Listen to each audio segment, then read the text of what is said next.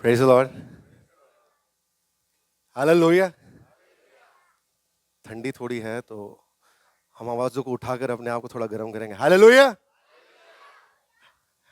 Okay, thank you Rudy. प्रभु को के नाम की स्तुति हो, प्रभु को नाम की स्तुति मिले। आज सुबह के समय परमेश्वर को धन्यवाद करना चाहता हूँ ये अवसर के लिए कि हम सब एक और बार उसके भवन में आ पाए। कौन पहली बार आया है? एक बहन हमारे बीच पहली बार आए। पीछे एक भाई भी है। या तालियों के साथ हम उनका स्वागत करेंगे। या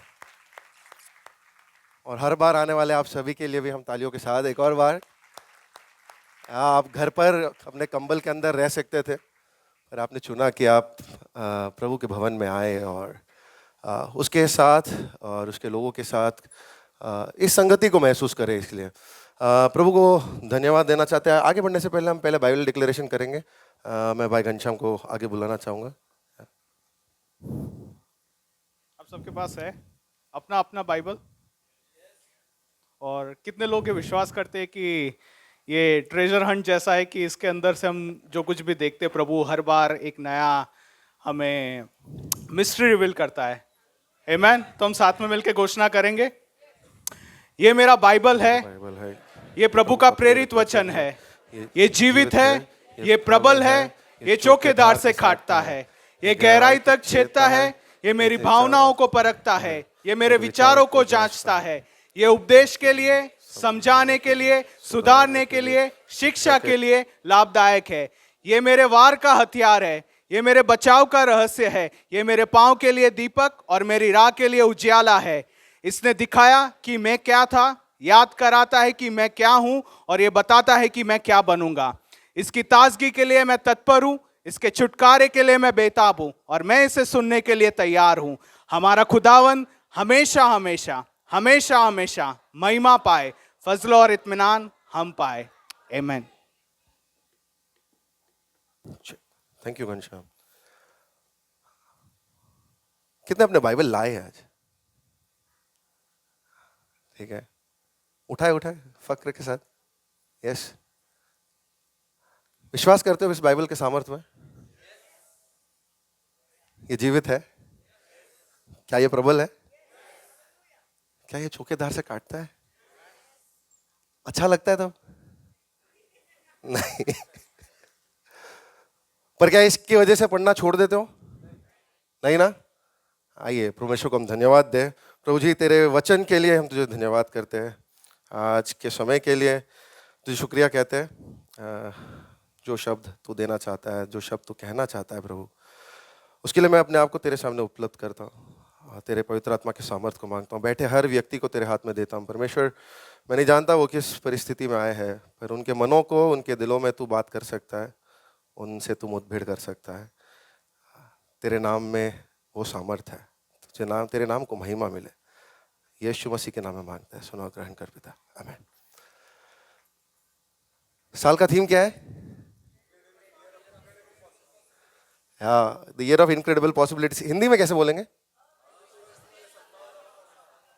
अविश्वसनीय संभावनाओं का साल।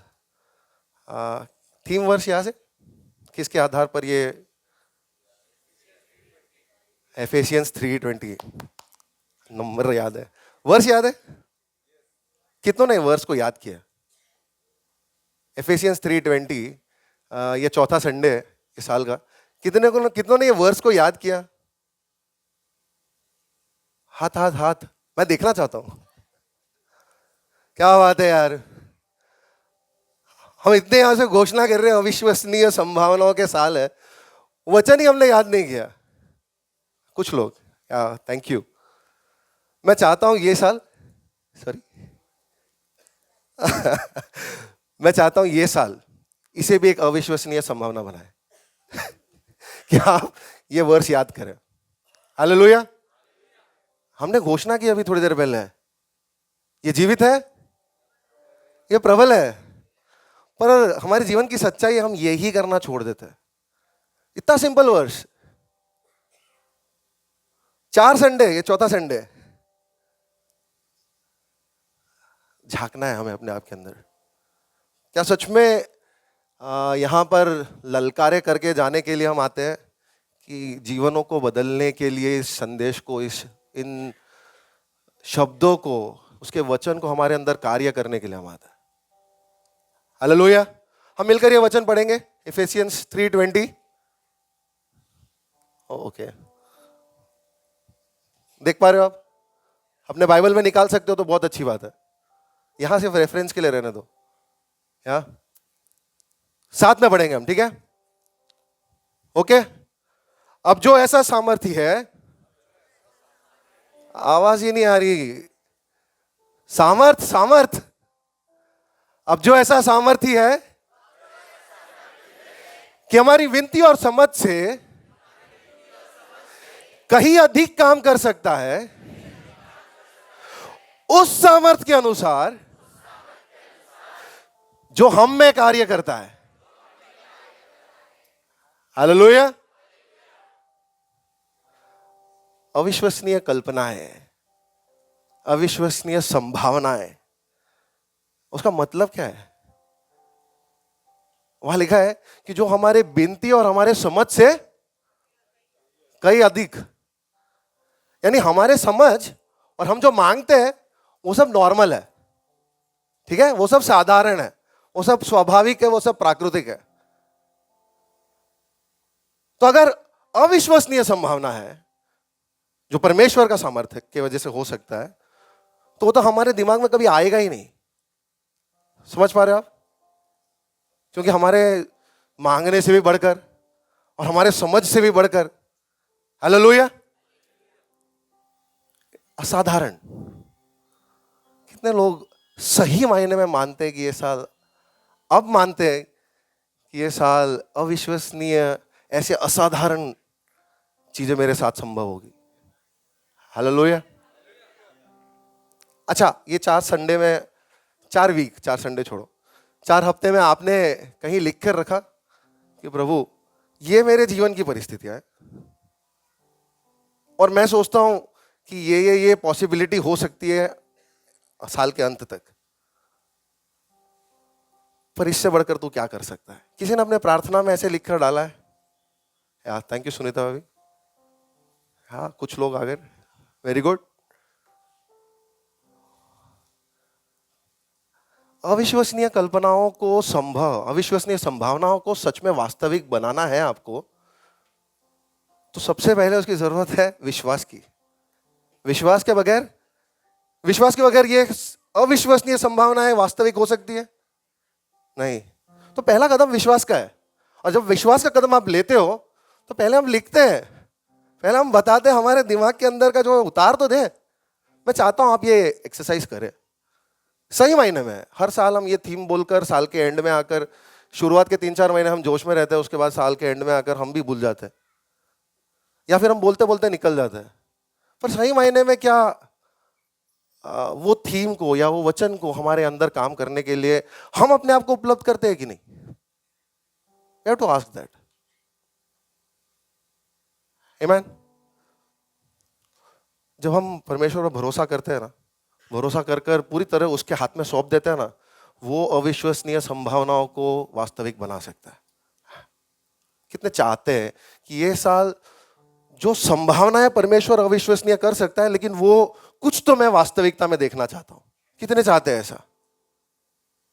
हाँ, आज मैं जिस विषय के ऊपर बात करना चाहता हूं वो है the part two incredible realities. अविश्वसनीय वास्तविकताओं तक पहुंचने का पथ या मार्ग। पौलुस यहां जब एफएसी को ये पत्र लिख रहा है ना, 3 अध्याय उसके 20वां वचन, वो एक प्रार्थना का भाग है, ठीक है? आप अगर उसके 16-17 वचन से पढ़ते होगे तो आप देखोगे उसके प्रार्थना का भाग है। और वो प्रार्थना में ये कहता है कि परमेश्वर का अनलिमिटेड, लिमिटलेस पोटेंशियल है। उसके सामर्थ्य में वो जो काम करना चाहता है ना, उसकी कोई सीमा नहीं है। और वो सीमा बगैर के जो जो संभावनाएं पॉसिबल है, जो वास्तविक बन सकती है, उसके लिए सामर्थ कहां है पता है आपको? कहां है सामर्थ? सामर्थ दूर से आने वाला है? हमारे अंदर कार्य कर रहा है वो सामर्थ। कितने मानते हैं वो सामर्थ मेरे अंदर काम करता है? चाहे तो अपने पड़ोसी से कहे, क्या वो सामर्थ आपके अंदर काम करता है? हाँ, पूछिए अपने पड़ोसी से, क्या आपके अंदर वो सामर्थ काम कर रहा है? वो सामर्थ हमारे अंदर है। तो जो जो होगा ये साल, मैं नहीं जानता, क्योंकि मेरे समझ और मेरे मांगने से बढ़कर है। मैं नहीं जानता क्या क्या हो सकता है, पर मैं ये जरूर जानता हूं कि मेरे काबिलियत और मेरे लायकात पर नहीं ये होने वाली। हालेलुया। लेकिन वो सामर्थ जो मेरे अंदर काम कर रहा है, हालेलुया, वो सामर्थ, कहे साथ में, वो सामर्थ जो मेरे अंदर काम कर रहा है, वो ले जाएगा उसे वास्तविकता में बदलने के लिए। विश्वास के साथ कह सकते हैं आमीन, आमीन। पता है आपको कलीसिया में सबसे ज्यादा इस समय क्या कम है? कलीसियाओं में क्या कम पाया जा रहा है?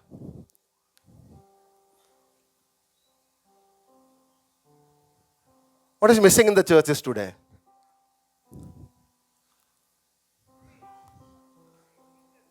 Faith. People do try. Yeah, faith. प्रार्थना, ओके। मसीह, मसीह खुद कलीसिया में नहीं है, मिसिंग है।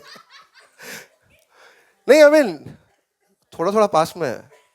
मैं पढ़ रहा था कुछ आर्टिकल्स, और मैं देख रहा था कि कई सारे कलीसियाओं में आज के दिन जो कम है ना, वो है सामर्थ। कि हम बड़े विजन्स रखते हैं, हम प्लान्स रखते हैं, हम करना चाहते हैं, पर सामर्थ की कमी को महसूस करती है कलीसिया। It's a sad reality actually, it's a reality. वो सच वास्तविक सिचुएशन है कि कलीसियाएं अपने आप को कमजोर समझती है, कमजोर पाती है कि हमारे पास सामर्थ्य, हम करना तो कई कुछ चाहते हैं पर सामर्थ्य नहीं मिल पा रहा। और पता है दूसरा तिमोथी उसका 3:15, 3:5, भूमि आप पढ़ सकते हैं?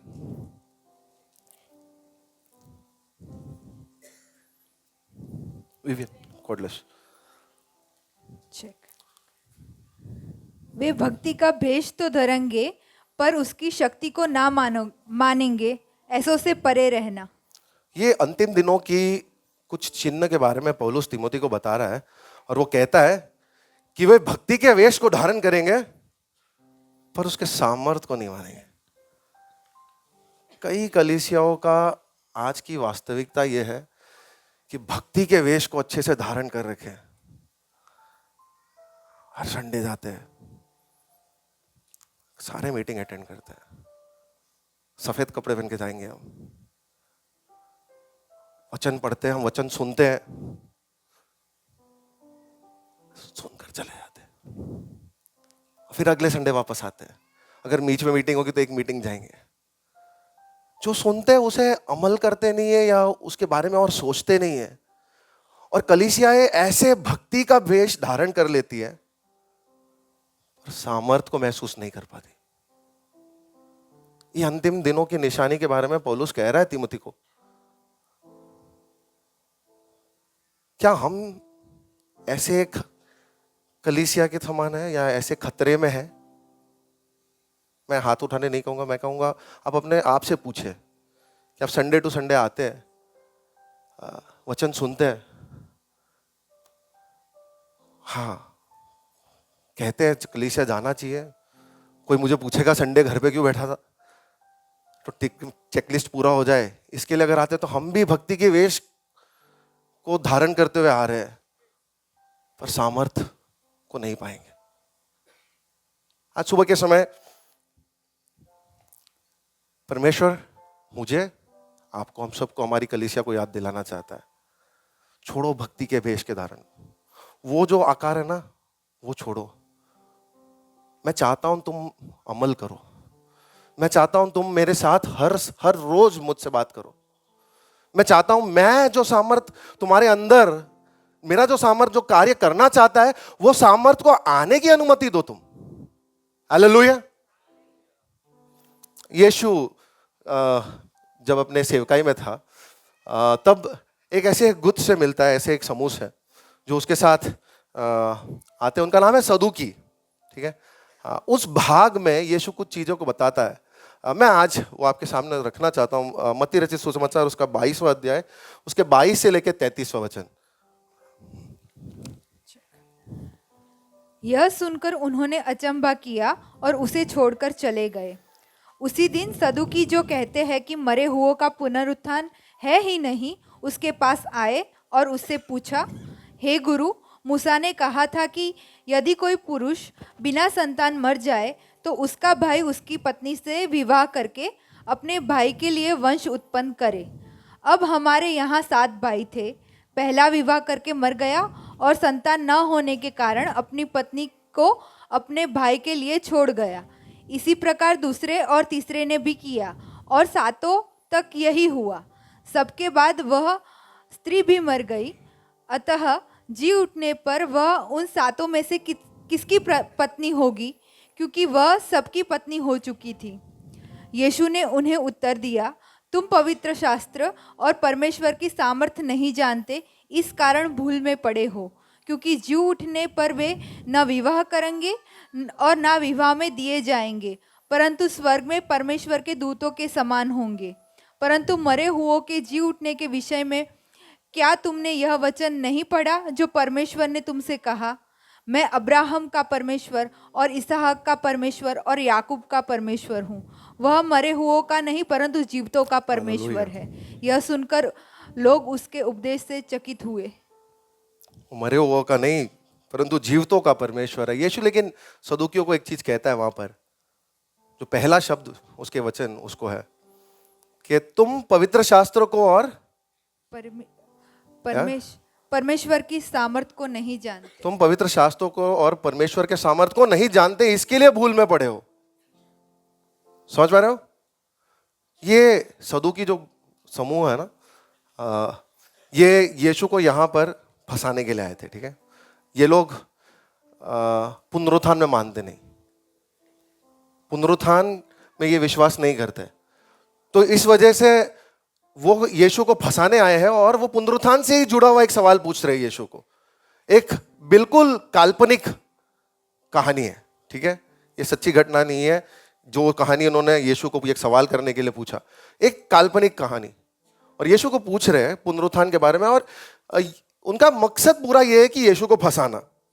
पर सदुकियों के बारे में, क्योंकि पुनरुत्थान को वो एक उस पर नहीं मानते, उसको एकदम नजरअंदाज करते, उसको महत्व नहीं देते। मैं और आप पुनरुत्थान, क्या पुनरुत्थान एक अविश्वसनीय संभावना है? मेरे और आपके लिए क्या पुनरुत्थान अविश्वसनीय संभावना है? मैं समझता हूं हमारे लिए अविश्वसनीय एक रियलिटी हो सकती है, वास्तविकता। इट्स अ रियलिटी, बिकॉज हम यीशु को देख रहे हैं जो खुद मरा और फिर जी उठा, राइट? तो हम आज कह सकते हैं कि पुनरुत्थान हम उसके लिए देख लें, वो एक रियलिटी है, हम उसके लिए आगे बढ़ रहे हैं। पर सदुकियों के लिए पुनरुत्थान एक पॉसिबिलिटी हो सकता था, एक संभावना हो सकता था, पर उन्होंने विश्वास ही नहीं करना चाहा, उन्होंने सोचा ही नहीं। और यहां एक मौका था उनके पास ऐसे एक अविश्वसनीय संभावना को वास्तविकता में बदलने के लिए, पर वो समझ नहीं पाए। अगर वो समझते तो शायद वो अपने गलत सोच को, जो भूल में वो पड़े, हटा पाते। समझ पा रहे हो अब मैं क्या कहने की कोशिश कर रहा हूं? पुनरुत्थान उनके लिए एक अविश्वसनीय संभावना थी। उनके पास मौका था पर वो चूक गए। सदुकी जो है ना, उस टाइम पे उनके सोसाइटी, उनके वर्ग में सबसे ऊंचे वाले लोग थे। ठीक है, वो लोग पुरोहित परिवार से आते थे, यानी याजक के परिवार से आते थे। सुलेमान और दाऊद राजा के समय जाडोक करके वहाँ का मुख्य या चीफ प्रीस्ट था, उसके घराने के लोग थे ये। तो आप समझ रहे हो, रिलीजियस लीडर्स है, धार्मिक गुरु है वहाँ के। और सनहेद्रिन में इनका मेजॉरिटी है, कि जहाँ धर्म की कमेटी है वहाँ पे, यहूदी धर्म की जो कमेटी है उसमें मेजॉरिटी सदुकी है। और फरीसियों से ये कम है, दूसरा गुट है फरीसियों का, पर फरीसियों से ये गिनती में कम है, पर इनका प्रभाव ज्यादा है। आप समझ रहे हो, ऐसे प्रकार के लोग हैं ये, तो इनका पावर है वहां पर। और ये यहां पर उनके विश्वास में वो मूसा को ही अधिकार मानते हैं। ठीक है, पुराने नियम के जो पुस्तक है उसमें से सारे पुस्तकों को छोड़कर सिर्फ मूसा को वो मानते हैं।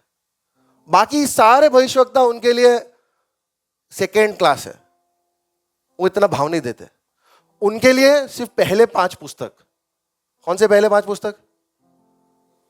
उत्पत्ति, निर्गमन, लेवी व्यवस्था, गिनती, व्यवस्था विवरण, ये 5 पुस्तक, सिर्फ ये 5 पुस्तक ही वो पढ़ते हैं। इसके अलावा उनके शास्त्र में और कुछ नहीं है, पढ़ते नहीं। कई सारे और पुस्तक है पर यही उनका, वो मूसा को ही अपना अधिकार मानते थे और एक्सपर्ट है ये लोग।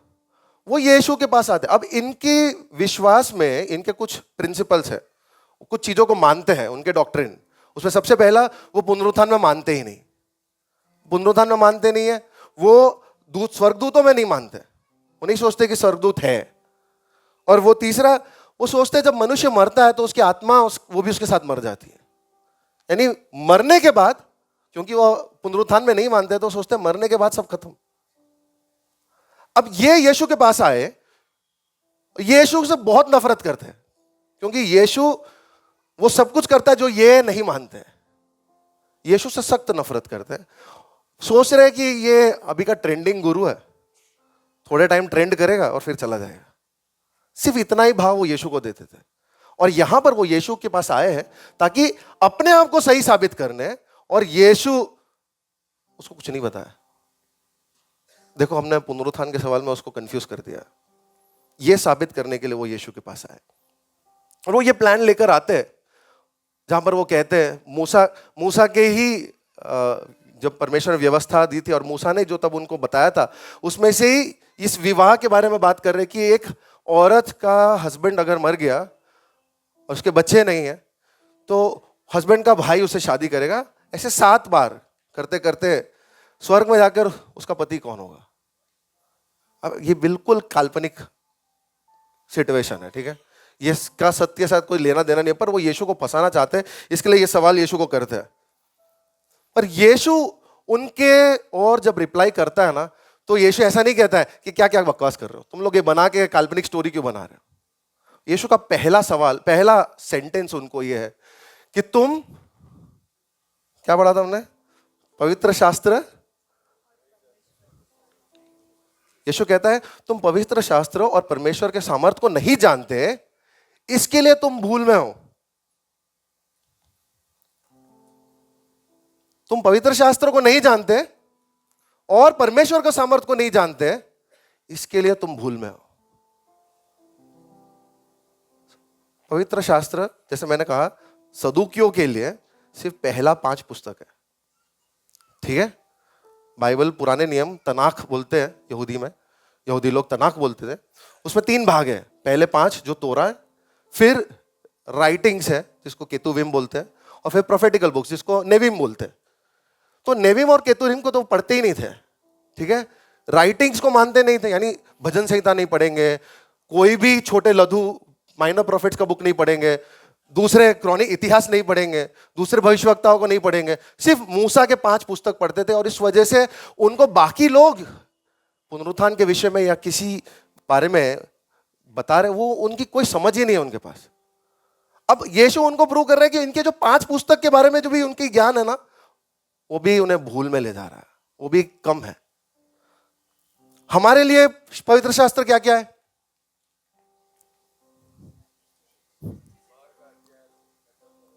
ये पूरा बाइबल हमारा पवित्र शास्त्र है।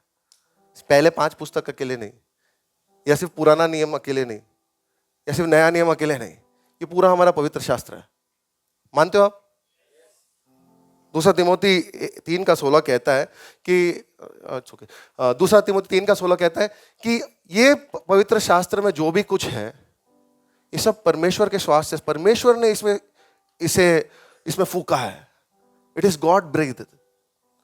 तो इसमें जो भी कुछ है, ये इसमें कोई चूक हुई नहीं है, इसमें कुछ भी गलत नहीं है। मान रहे हो? इसमें 1% का मिस्टेक भी है नहीं, 0.1% मिस्टेक भी नहीं है। It is infallible. और दूसरा पीटर 1:21 कहता है कि परमेश्वर ने कहा है और ये लिखा गया है। ये हमारा पवित्र शास्त्र है, और इसलिए ये पवित्र शास्त्र लेकर जो भी आपके सामने वचन लाता है, हमारे सामने वचन लाता है, तो हमारा जिम्मेदारी बनता है कि हम सुने, और हम सुने और सुनकर उसे परखे। यानी हम संडे प्रचार करते भी है, तो आपके पास ये उत्तरदायित्व आता है कि आप घर जाए, इसे परखे, क्या इन्होंने जो प्रचार किया था, क्या बाइबल क्या कहती है इस विषय में। समझ रहे हो आप?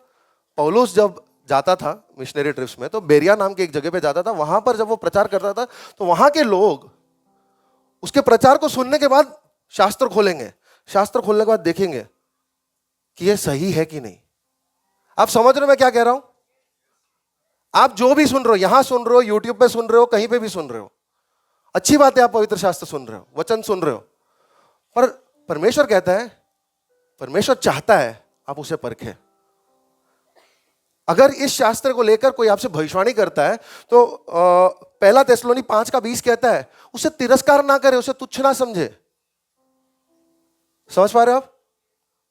उस भविष्यवाणी को तुच्छ ना समझे, तिरस्कार ना करे, क्योंकि अगर आपने चूक लिया तो हो सकता है आपके जीवन को बदलने का एक संदेश आपने चूका है। समझ पा रहे हो? हर बात को परखना है। हम ऐसे लोग बन सकते हैं क्या? बेरियंस की तरह हम भी ग्रेसियंस, हम जो सुनते हैं हम परखेंगे, परखेंगे। बहुत बहुत कम आवाज है। हमारे लिए इजी है, हमारे लिए इजी है कि जो स्टेज से बोला जा रहा है वो सुन ले, और वही हमारे हफ्ते का मन्ना बना है। पर परमेश्वर चाहता है कि नहीं, इसे सुने और इसे परखे, और परखे देखिए कि ये आपको क्या कहता है, ये आपके बारे में क्या कहता है। दूसरी जो चीज यीशु कहता है कि तुम परमेश्वर के सामर्थ को नहीं जानते। परमेश्वर का सामर्थ, उसे डुनामिस, ग्रीक में जो शब्द है डुनामिस, जो डायनामाइट, बड़ा बड़ा सामर्थ है उस डायनामाइट में, ठीक है, वो कारण है चमत्कारी काम करने का। जो भी चमत्कार होते हैं, जो भी अद्भुत अलौकिक काम होते हैं, उन सबके पीछे का रीजन क्या है, कारण क्या है? कारण क्या है? सामर्थ। किसी में सामर्थ नहीं, वो सामर्थ हम में काम करता है। हालेलुया। वो सामर्थ परमेश्वर का सामर्थ है, अद्भुत चमत्कार, अद्भुत चंगाई, अद्भुत चिन्ह के पीछे का कारण। वो एक अलौकिक सामर्थ है। उसका कोई प्राकृतिक उत्तर नहीं है कि ये सामर्थ कहां से आया, ये सामर्थ कैसे आया, ये सामर्थ का वैल्यू कितना है। हम दुनिया में जो भी ताकत है, जो भी सामर्थ है, जो भी प्रेशर है, जो फोर्स है, उन सबका एक इंडिकेटर लगा सकते हैं, लेकिन पवित्र आत्मा का, परमेश्वर के सामर्थ का, हम उसका कोई नंबर नहीं डाल सकते। It is beyond natural explanation. और अविश्वसनीय संभावनाओं को वास्तविकता में बदलने वाला सामर्थ यही सामर्थ है। हालेलुया। सदूकी चूक गए, सदूकी चूक गए ये समझने के लिए कि वो सामर्थ, वो परमेश्वर का पवित्र शास्त्र, ये दोनों चीज उनके समझ में आई नहीं, और इसलिए यीशु उन्हें डांट लगाता है। और यीशु कहता है कि तुम भूल में हो। सोचो, ज्ञानी लोग बैठे, सब्जेक्ट एक्सपर्ट्स, हाँ, यहां कोई है सब्जेक्ट एक्सपर्ट्स? होंगे यार, अपने अपने फील्ड में आप सब सब्जेक्ट एक्सपर्ट्स हो, है कि नहीं? कम मत गिनो, 5 से 10 साल से आप काम करो अपने अपने फील्ड में, आप सब्जेक्ट एक्सपर्ट्स हो। और आपके सब्जेक्ट को लेकर समझ लो कि 15 साल का एक्सपीरियंस है, 20 साल का एक्सपीरियंस है, और कोई आकर कहता है तुम भूल में हो। समझ रहा? सदूकियों को परमेश्वर, यीशु उनके ऊपर यह आरोप लगाता है कि तुम भूल में हो, और वो इसके लिए भूल में है। यीशु वो कहता है उनके भूल का कारण, या वो इसीलिए भटके हुए क्योंकि उन्हें पवित्र शास्त्र का समझ नहीं है। वो पवित्र शास्त्र नहीं समझते और परमेश्वर के सामर्थ को नहीं समझते। उनके भूल का कारण उनके अनजानता या उनका इग्नोरेंस था, और उसके साथ साथ उनका अनटीचेबल स्पिरिट, एटीट्यूड, कि सीखने की इनकी इच्छा नहीं है। वो जिस रवैये से बैठते थे, यानी सीखने के रवैये से नहीं बैठते थे। पास्टर जी कई बार बोलता है, नोटपैड पेन लाए हो आप? सीखने का रवैया जो रखते हैं ना, वो नोटपैड पेन लेकर आता है, यार लिखते हैं। सदुकी ऐसे लोग थे। वो इसलिए भूल में थे क्योंकि उनकी सीखने की इच्छा नहीं है, उनका रवैया सीखने का नहीं था, और वो अनजान थे। कलीसिया, ये सदुकियों के लिए परमेश्वर यीशु आरोप लगा रहा है। क्या हम पर यह आरोप लगा रहा है? हम अपने आप को जांच से और देखें कि क्या यीशु हमको ये आरोप लगा सकता है कि तुम मेरे पवित्र शास्त्रों को जानते नहीं हो। और इसके लिए नहीं जानते क्योंकि तुम सीखने का रवैया नहीं रखते।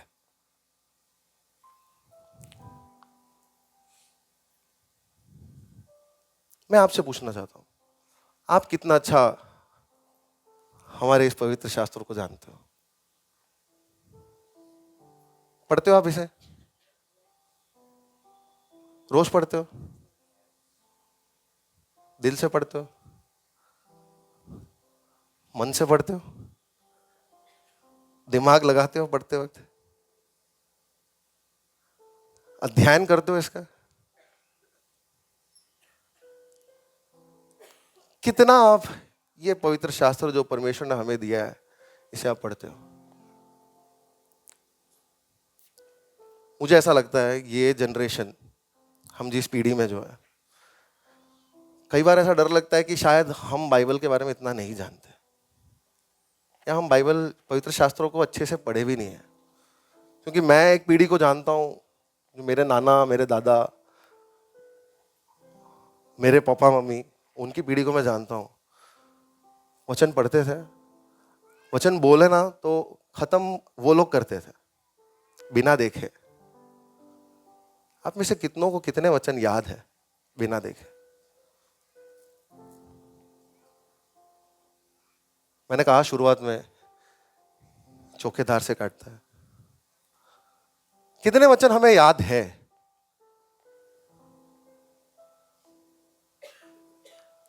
कितने वचन के बारे में हमें समझ है? हमारे पास, हम ऐसे युग में है ना कि ये वचन बहुत आसानी से हमारे लिए एक्सेसिबल है। आप जानते हो, कुछ सालों पहले तक बहुत मुश्किल था। हार्ड कॉपी के बगैर आप कहीं जा ही नहीं सकते थे। बाइबल आपको हार्ड कॉपीज मिलती थी। अब तो मोबाइल पे आपके है। समझ रहे हो आप? इसे पढ़ने के लिए आपके पास बहुत सारे उपाय हैं, सॉल्यूशंस हैं। अगर आपको पढ़ना नहीं आता तो वो भी अब एक्सक्यूज नहीं है इसे नहीं जानने का, क्योंकि ऑडियो बाइबल्स है। समझ रहे हो आप? ऑडियो बाइबल सुना है आपने? अब नहीं जानते तो धनी बहन आज नहीं आए, पर धनी बहन पढ़ नहीं सकते तो वो ऑडियो बाइबल सुनती है। आप समझ पा रहे हो? अगर आप पढ़ नहीं सकते, किसी कारण आप पढ़ नहीं पाते, तो आपके पास सुनने का भी अब जरिया है। इतने सारे रीडिंग प्लान्स हैं, यानी रिसोर्सेज भर भर के हैं इस टाइम पे, पर दुख की बात यह है कि हम उपयोग नहीं करते। कलीसियाओं का वास्तविकता है यह कि कलीसिया के पास अब जितना रिसोर्स हो गया ना, उतना कम समय है इसे सब यूज करने का। जो छोटा था तो मैंने एक बुक पढ़ा था, तब चीन में लोग बाइबल उनके पास अलाउड नहीं है रखना, पर उनको बाइबल रटा हुआ है, वो अपने मन में कंठस्थ है, तो वो वचन उनके मन में से निकाल कर बोलते हैं। समझ रहे हो आप? उस टाइम पे उनके पास रिसोर्स नहीं है, पर वो वचन के लिए इतनी भूख है कि वचन कंठस्थ करना चाहते हैं, मेमोराइज करना चाहते हैं, ताकि हम पढ़ नहीं सकते, हम बाइबल ले नहीं जा सकते, तो क्या हुआ, हमारे मन में से तो हम उस वचन को ला सकते और उसे बोल सकते हैं। आप समझ पा रहे हो? हम जब ये सारे रिसोर्सेस आज हमारे पास है और ये लेकर हम इसे अगर उपयोग नहीं करते ना, तो हम भी सदुकियों के समान हमारे पवित्र शास्त्र से अनजान है। समझ रहे हो?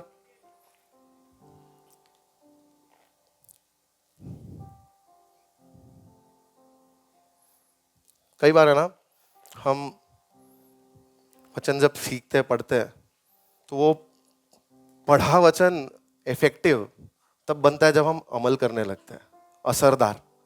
और वो शायद तब हमको इतनी अच्छे से समझ नहीं आती, ठीक है, जब पहली बार वचन कहता है कुछ कि तू इस प्रकार कर या तू ईमानदार रहे, और ट्रैफिक पुलिस पकड़ता है और वो रिश्वत 100 रुपये दे दे मैं छोड़ दूंगा बोलता है। हम, प्रभु ने कहा ईमानदार रहे, तो हम सोचते हैं ठीक है मैं ईमानदार रहता हूँ। लॉजिक समझ में नहीं आता, प्रभु मेरा नुकसान है, फाइन भरूंगा तो 500 रुपये, बिना रसीद का दूंगा तो 100 रुपये। लॉजिक समझ में नहीं आता, मेरा नुकसान है। पर जब ईमानदारी को पकड़ते हुए, नहीं सर रसीद फाड़िए, जो रसीद में बिल होगा मैं भरूंगा, हम जब आज्ञाकारी होकर ऐसा करते हैं, शायद उस टाइम हमको लॉजिक नहीं समझ में आता हमारा फायदा क्या है, नुकसान क्या है, पर बाद में हमें पता चलने लगता है। और वचन कई बार हम अमल करते जाते हैं ना, तब हमें उसका समझ में आने लगता है, कि तब हमें उसका फायदा समझ में आने लगता है। तो इस वचन को पढ़ने का फायदा और ये वचन की समझ कंप्लीट हम में तब होती है जब हम इसे बार बार अमल करते हैं। आप समझ रहे हो? पहली बार जब आप करते हो तो सिर्फ ओबीडियंस यानी आज्ञाकारिता की वजह से कर रहे हो, पर जब आप 15वीं बार, 20वीं बार, 30वीं बार, 50वीं बार करोगे ना, तब तक आप समझ जाओगे कि क्यों ये वचन मेरे को कहता है ये करने के लिए। तो आपका समझ संपूर्ण होता है। कई बार हम इसके लिए नहीं समझ पाते इस शास्त्र को, क्योंकि हम अमल नहीं करते, हम बार बार इसे अमल नहीं करते, और इसलिए हम हमारे संघर्षों में, हमारे तकलीफों में मुंह लटका लेते हैं। It's a call for us, मेरे लिए, आपके लिए, हम सभी के लिए परमेश्वर एक बार याद दिलाना चाहता है कि तुम इस वचन को पढ़ो, असरदार बनाओ इसे, और इसे असरदार बनाना है तो इसे बार बार अमल करना है। दूसरी बात जो यीशु कहता है कि तुम परमेश्वर के सामर्थ को नहीं जानते। मैं सोच रहा था कि सदूकी वहां परमेश्वर के सामर्थ के बारे में तो बात ही करने नहीं आए थे। आए थे क्या वो लोग? वो तो यीशु को गलत प्रूव करने आए थे, ठीक है। उनको ये फर्क ही नहीं पड़ता कि यीशु सही आंसर दे रहा है, गलत आंसर दे रहे हैं, उनको तो यही करना है कि यीशु गलत है।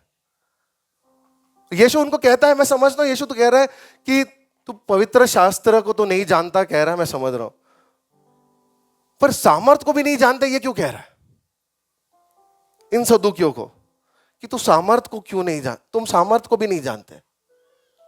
वो इसीलिए क्योंकि जब तक आप पवित्र शास्त्र को नहीं समझोगे ना, तब तक इसके सामर्थ को एक्टिवेट नहीं कर सकते। सदूकियों ने समझा नहीं और इसके लिए उसके सामर्थ को एक्टिवेट कभी नहीं कर पाए, और इसलिए पुनरुत्थान उनके लिए एक मिथ्य गाथा है। वो मानते ही नहीं पुनरुत्थान में। क्यों हमारे बाइबल हमें अच्छे से पढ़ना है? क्यों इसे हमें मनन करना है? क्योंकि हम इसके भूमिका को समझे, कैसे वो परमेश्वर के सामर्थ को एक्टिवेट करता है। समझ पा रहे हो आप क्यों आपको बाइबल पढ़ना है? क्यों बार बार, हर बार कहीं पे भी कोई भी मिलता है तो आपको पूछता है कि वचन पढ़ते हो? सबसे बेसिक है। और वो इसीलिए कहते हैं क्या कि जब आप पढ़ोगे ना, तब आपको चीजें मिलेगी इसको, इसके अंदर के सामर्थ को एक्टिवेट करने के लिए, कि जो परमेश्वर जो सामर्थ आपके अंदर रखकर काम करना चाहता है, उसे अगर चलायमान होना है तो वचन को अंदर जाना जरूरी है। जैसे गाड़ी की इंजन में सब कुछ है, उसके पार्ट्स उसी तरीके से बने हुए हैं, उसका पिस्टन है, उसका शाफ्ट है, उसका क्रैंक है, उसका गियर है, सब कुछ है। पर जब तक उसमें पेट्रोल नहीं जाएगा और स्टार्टर नहीं लगेगा, क्या गाड़ी चालू हो सकती है? क्या गाड़ी आगे चलेगी? ठीक उसी तरह वचन वो इंजन का पेट्रोल है। जब तक हम इसे नहीं समझेंगे, हम परमेश्वर के सामर्थ को एक्टिवेट नहीं कर सकते। क्यों हमें यह पढ़ना जरूरी है? सबसे पहली बात तो ये इसलिए पढ़ना जरूरी है क्योंकि पवित्र आत्मा हमें इसके बारे में सिखाएगी और याद कराएगी। यीशु के शिष्य यीशु के साथ सब जगह घूमे, ठीक है, उसके साथ कई सारे चमत्कारों को देखा, कई सारे अद्भुत कार्यों को देखा, कई सारे भूतग्रस्त लोगों को चंगाई देते हुए देखा, कई सारे बीमार लोगों को चंगाई इवन मुर्दों को भी जिंदा करते हुए उन्होंने देखा। और इसके साथ साथ यीशु ने कई सारी चीजें उन्हें सिखाई है। उन सब के बावजूद यीशु यूहन्ना 14:26 में कहता है, यूहन्ना 14:26,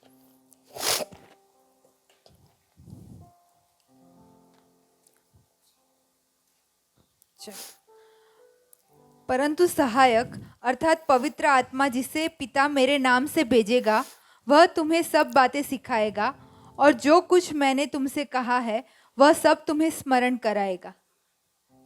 वो तुम्हें सब कुछ सिखाएगा और जो मैंने तुम्हें सिखाया है वो सब तुम्हें स्मरण कराएगा। जो मैंने तुम्हें सिखाया है वो सब तुम्हें स्मरण कराएगा। तो क्यों पढ़ना जरूरी है? क्योंकि जो भी उसने हमें सिखाया है, ठीक है, वो हमें याद कौन कराएगा? पवित्र आत्मा कराएगा। यीशु ने ये प्रॉमिस दे दिया है, उसने ये चाबी दे दी है कि ये जब वचन तुम पढ़ोगे, ऐसा मत सोचना तुम भूल जाओगे। क्यों नहीं भूलोगे? क्योंकि मैंने पवित्र आत्मा को भेजा है और वो पवित्र आत्मा तुझे याद दिलाएगा, वो पवित्र आत्मा तुम्हें सिखाएगा भी। कि तुम जब पढ़ने बैठते हो, मुझे समझ में नहीं आ रहा, तो वो सिखाएगा। पहली बार नहीं समझ में आया, दूसरी बार शायद 10, कई बार मेरे अनुभव में तो मेरे को कभी 15-20 बार पढ़ना पड़ता है, तब जाके थोड़ा समझ में आता है।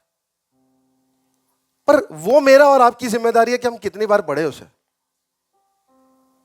वो सिखाएगा। पवित्र आत्मा सिखाने के लिए तत्पर है और आपको याद दिलाने के लिए। आपको पता है बड़े बड़े जो कोर्सेज, प्रोफेशनल कोर्सेज है, उनमें एग्जाम्स, ओपन बुक एग्जाम्स रहती है। सुना है आपने open book exams? Open book exams में क्या करते हैं? उस एग्जाम में अलाउड है कि आपका बुक और कैलकुलेटर सब लेकर जाओ। हमारे सारे नॉर्मल एग्जाम से बुक्स, कैलकुलेटर कुछ भी अलाउड नहीं है। पर ओपन बुक एग्जाम्स में आपके पास अनुमति है। आपके पास आपका बड़ा बुक लेकर जाओ और एग्जाम्स में बुक के साथ बुक खोल कर लिखो, उसे चीटिंग नहीं कहेंगे। क्यों? पता है वो ओपन बुक एग्जाम फायदा कब होता है? किसको वो ओपन बुक एग्जाम फायदा है? यानी यार हमको तो बुक ही अलाउ नहीं करते एग्जाम लिखने के लिए, फायदा ही नहीं है। उनको तो देखो बुक्स अलाउड है। तो बुक्स अलाउड होगा तो अभी उनको फायदा नहीं होगा अगर उन्होंने पढ़ा ना हो तो। कि क्वेश्चन आया है तो क्वेश्चन कौन से जगह से आया है वो तो पता होना चाहिए। तो पास्टर बोल रहे हैं कि इजरायली मिस्र से निकले और हम ढूंढ रहे हैं नए नियम में। ये ओपन बुक का क्या फायदा?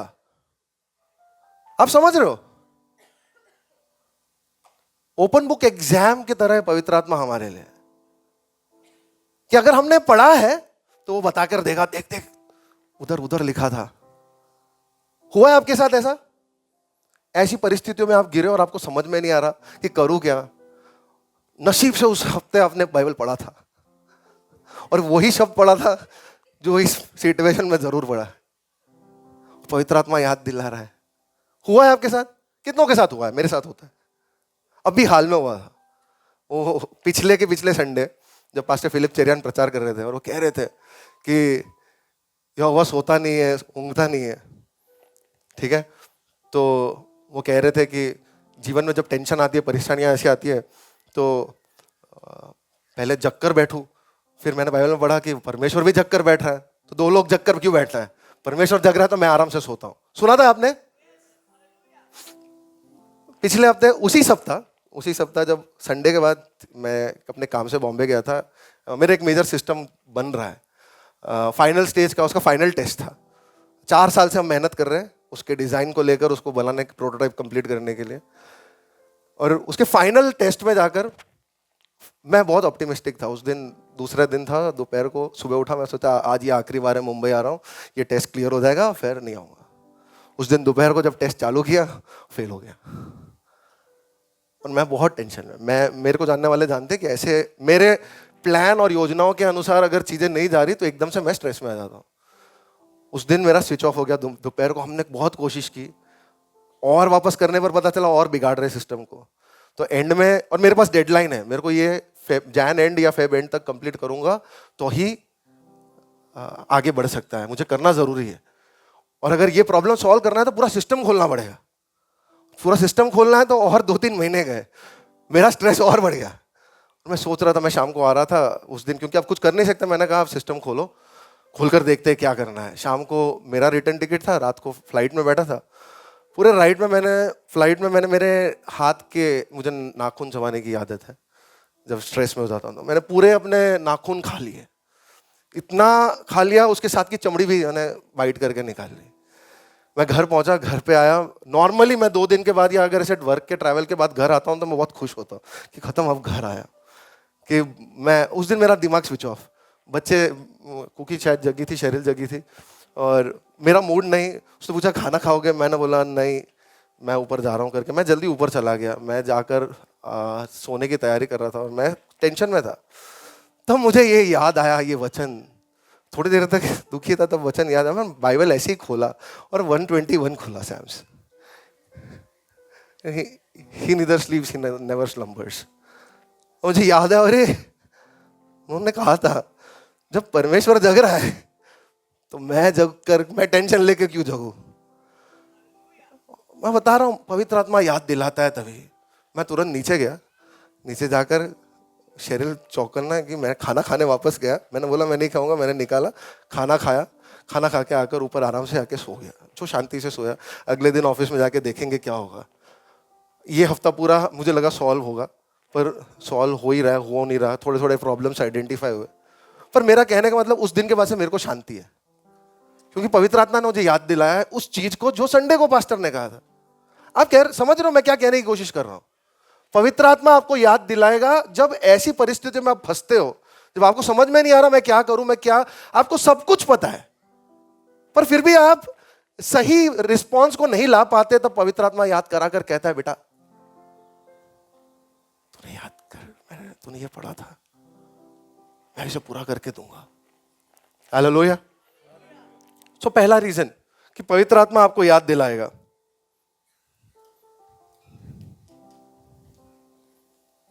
जब हम बोलते हैं कि संडे सर्विसेज में कि आप सुनो प्रचार सुनने के बाद सवाल पूछो, वो इसलिए भी हम कहते हैं कि आप जब पूछोगे तो आपका भी दिमाग चलने लगेगा। पास्टर जी कई बार बोलते हैं कि आप जब सुनते हो ना, जाके 2 लोगों को और सिखाओ, क्योंकि जब 2 लोगों को और सिखाने जाते हो ना, तब आपको रियलाइज होगा, ओ ओके, तब संडे को तो अच्छे से समझ में आया था, अभी फिट नहीं हो रहा, तो आप अपनी मेहनत करोगे। समझ पा रहे हो? ये सब प्रोसेसेस है। बाइबल, हम क्या बाइबल पढ़ना है सोचते हैं तो सिर्फ सोचते हैं कि रीड करना है, तो आज मैं 1 से लेकर 5 रीड करूंगा, हो गया मेरा, खत्म। बाइबल ऐसे नहीं पढ़ा जाता। और ऐसा पढ़ने की वजह से हम सिर्फ भक्ति के वेश धारण करने वाले हो जाते हैं। आप समझ रहे हो?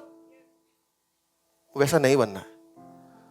पूछो सवाल, हम तो एंकरेज करते हैं आप सवाल पूछो। हमारे पास शायद समय नहीं हो तो दूसरों को पूछो, या हमसे पूछने के लिए आपको डर लगता है तो दूसरों को, अपने साथियों को पूछो, पर पूछो सवाल इसमें जो आते हैं आपको, क्योंकि ये सवाल को जब जवाब को ढूंढने के लिए जाओगे तो आप वापस वचन पढ़ोगे, वचन पढ़ोगे तो आपको उसके बारे में और खुलासा होगा। सो पवित्र आत्मा आपको याद दिलाएगा। दूसरा कि जब आप परमेश्वर एक अद्भुत कार्य जो करना चाहता है कलीसिया में या इस कलीसिया को लेकर, ठीक है, कितना मानते हैं परमेश्वर उपयोग करना चाहता है हमारी कलीसिया को? हाँ, परमेश्वर एक बेदारी लाना चाहता है पवित्र आत्मा के एक नए काम को। पता है इस काम में परमेश्वर किनको उपयोग करने वाला है? किनको? यहां वर्शिप लीड करने वालों को या प्रचार करने वाले पास्टर्स को, उन सबसे बढ़कर परमेश्वर उनको यूज करने वाला है जो उसके वचन के साथ बैठते हैं। क्यों? क्योंकि जो उसके वचन के साथ बैठते हैं उसे समझने की कोशिश करते हैं। समझ पा रहे हो? जो उसके वचन को लेकर बैठते हैं वो उसे समझने की कोशिश करते हैं, वो परमेश्वर को और जानने की कोशिश कर रहे हैं।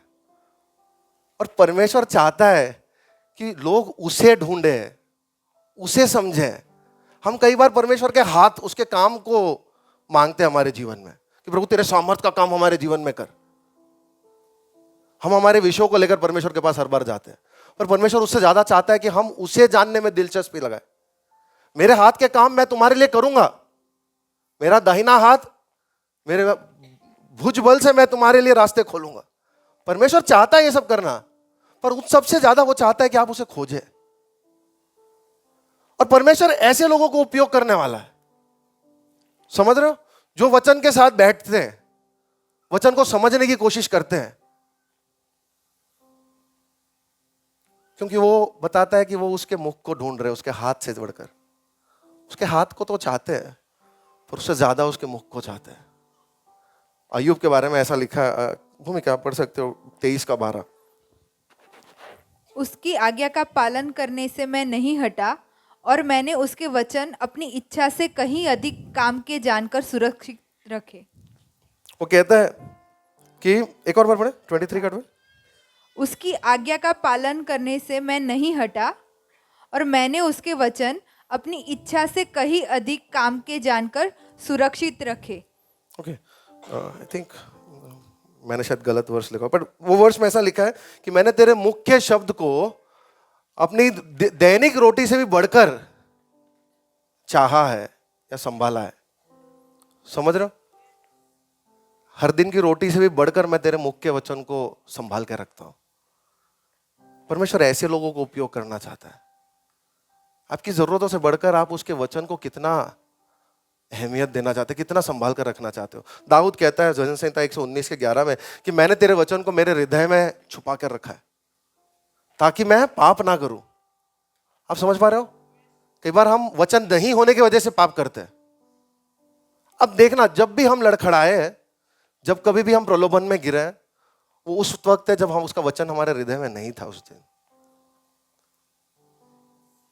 दाऊद कहता है कि मैंने तेरे वचन को मेरे हृदय में रखा है ताकि मैं पाप से दूर रहूं। परमेश्वर ऐसे लोगों को उपयोग करना चाहता है,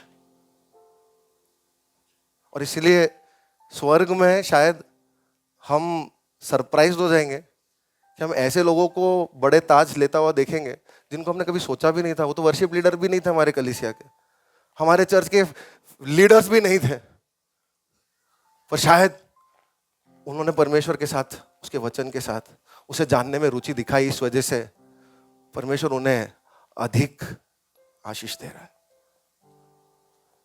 दूसरा कारण वचन क्यों पढ़ना है, क्योंकि वो हमें उसके कार्य के लिए तैयार करता है। हालेलुया। तीसरा कारण वो इसीलिए क्योंकि परमेश्वर अपने आप का खुलासा जब करता है, उसका प्रकाशन करता है, तो उसके वचन के द्वारा करता है। समझ पा रहे हो, परमेश्वर ने उसके वचन के द्वारा खुलासा किया है हमारे लिए। पिछले सप्ताह पास्टर जियो कह रहे थे कि इनक्रेडिबल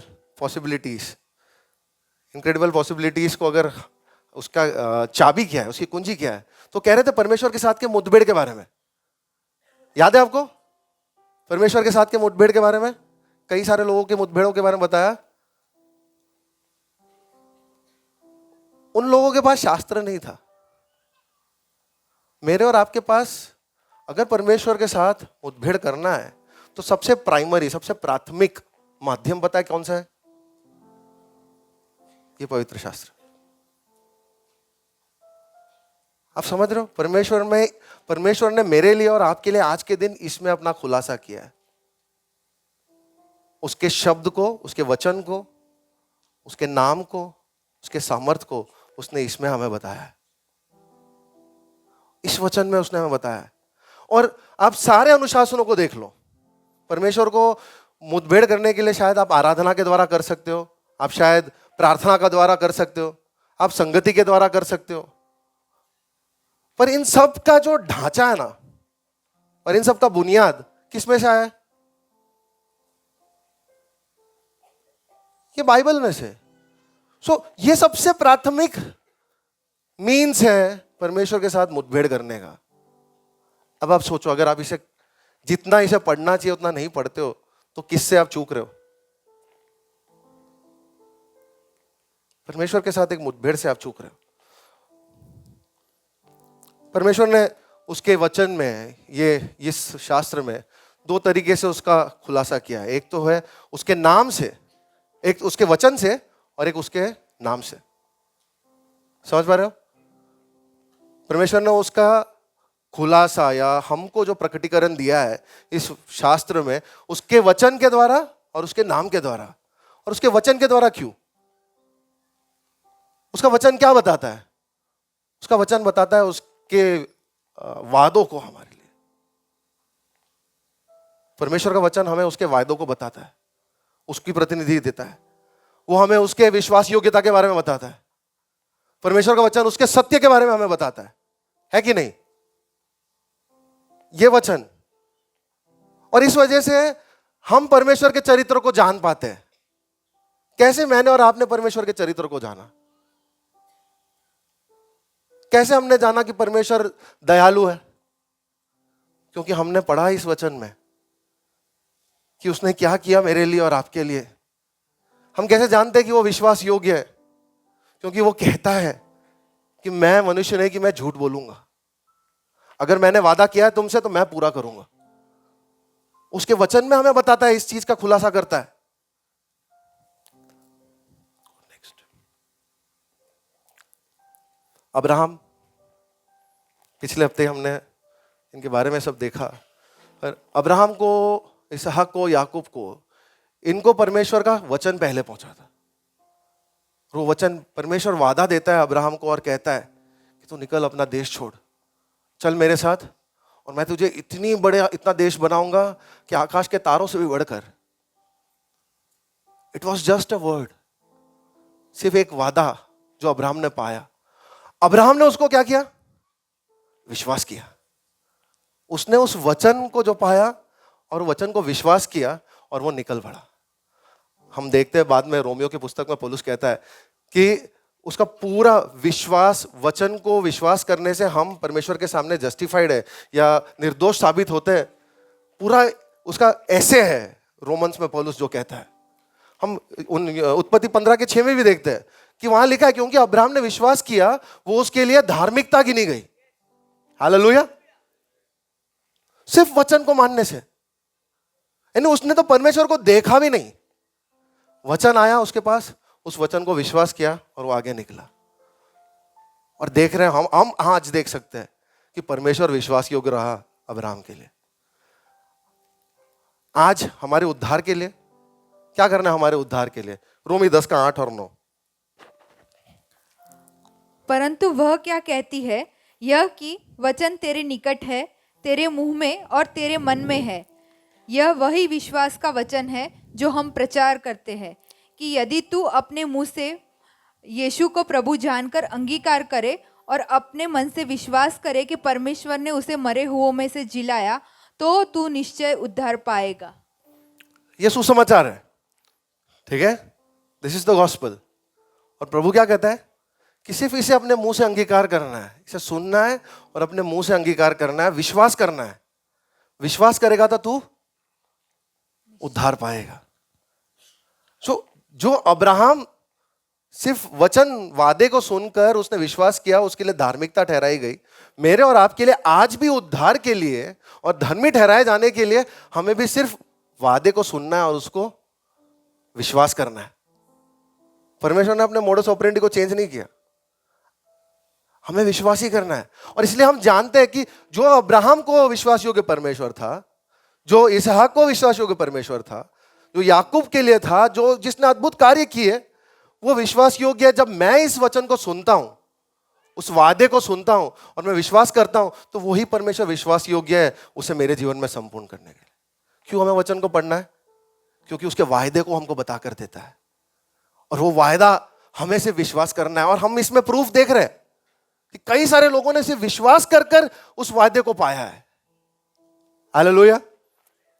परमेश्वर झूठ नहीं कहता और ये वचन हमारे लिए एक बुनियाद बनता है, एक पनाह बनता है, ताकि हम उस पर विश्वास कर सकें। हालेलुया।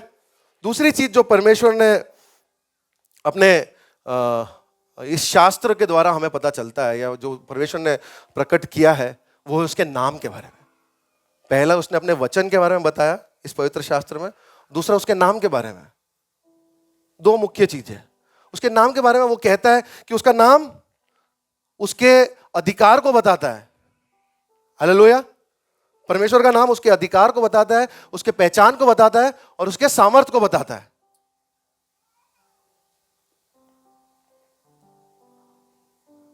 हम गा रहे थे आज, यहोवा राफा, सिर्फ एक भाग है उसका। यहोवा राफा, चंगाई देने वाला, उसका नाम राफा, चंगाई देता है। यहोवा शालोम, शांति देता है। यहोवा निसी, मेरा जय है, जय का झंडा है वो। परमेश्वर के नाम उसके अधिकार को बताते हैं, उसके पहचान को बताते हैं, उसके सामर्थ्य को बताते हैं। इसलिए हम कहते हैं राफा, चंगाई देने वाला परमेश्वर।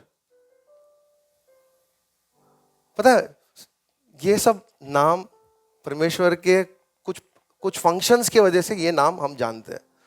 पर सबसे पहले परमेश्वर का नाम किसने पाया? सबसे पहले परमेश्वर का नाम मूसा के पास आया।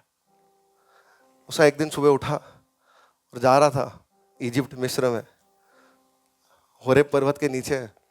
वहाँ कई सारी झाड़ियाँ रहती है। वहाँ एक दिन झाड़ी जल रही थी और वो झाड़ी बुझ भी नहीं रही थी। आग लगी है पर बुझ भी नहीं, जलता जा रहा है, जलता जा रहा है। और मिस्र अगर आपने देखा होगा ना तो रेगिस्तान है, तो वहाँ पे झाड़ियाँ सूखी रहती है, तो जल गई तो खत्म, फिर बुझ जाना है। पर ये झाड़ी जली जा रही है, जली जा रही है। मूसा जाता है देखने के लिए तो वो आवाज सुनता है, क्योंकि उसे अभी क्यूरियस है कि ये झाड़ी जल क्यों रही है इतनी देर तक। जब पास में जाता है तो आवाज आती है और वो समझता है कि ये पवित्र स्थान है। अपने जूते उतारता है और फिर परमेश्वर उससे वहां कहता है। हम पढ़ेंगे निर्गमन का पुस्तक 3 अध्याय, उसका 14 और 15। परमेश्वर वहां मूसा को अपना नाम बताता है। परमेश्वर ने मूसा से कहा, मैं जो हूँ सो हूँ। फिर उसने कहा, तू इस्राएलियों से यह कहना, जिसका नाम मैं हूँ है, उसी ने मुझे तुम्हारे पास भेजा है। फिर परमेश्वर ने बस मूसा, मैं जो हूं सो हूं। परमेश्वर अपना नाम पहली बार व्यक्त करता है और उसने अब्राहम को भी ये नाम नहीं व्यक्त किया। हाँ, निर्गमन का पुस्तक 6 का 2 और 3 भी अगर आप पढ़ोगे, पढ़ सकते हो भूमि। परमेश्वर ने मूसा से कहा, मैं यहोवा हूँ। मैं सर्वशक्तिमान ईश्वर के नाम से अब्राहम, इसहाक और याकूब को दर्शन देता था, परंतु यहोवा के नाम से मैं उन पर प्रकट ना हुआ। मैं यहोवा के नाम से उन पर कभी प्रकट नहीं हुआ, मैं सिर्फ सर्वशक्तिमान ईश्वर के नाम से उनके सामने प्रकट हुआ। ऐसा यहोवा मूसा को कहता है। और वो कहता है, मैं जो सो हूं सो हूं, मैं जो हूं सो हूं। I am who I am. पता है उस नाम का अर्थ क्या है? परमेश्वर को उसके अस्तित्व के लिए और किसी चीज पर निर्भर होने की जरूरत नहीं। मेरा नाम शिजू है, पर मेरे नाम शिजू सुनने से आपको कुछ समझ में नहीं आएगा। मेरे नाम शिजू सैम लगाऊंगा तो आपको पता चलेगा, अच्छा ये सैम का बेटा है। अगर मैं अपने फंक्शन को बताऊंगा कि हाँ मैं एक रिसर्च इंस्टीट्यूट में हूं, तो आपको पता चलेगा, अच्छा ये ऐसे ऐसे काम करते होंगे। पर पता है, यहोवा को सरनेम की जरूरत नहीं है, यहोवा को फंक्शन की भी जरूरत नहीं है, टाइटल की। उसका नाम ही ये बताता है कि मैं जो सो हूं, मैं जो हूं सो हूं, कि मैं अनंत हूं। मुझे किसी और चीज के लिए, मुझे किसी और पर निर्भर होने की जरूरत नहीं।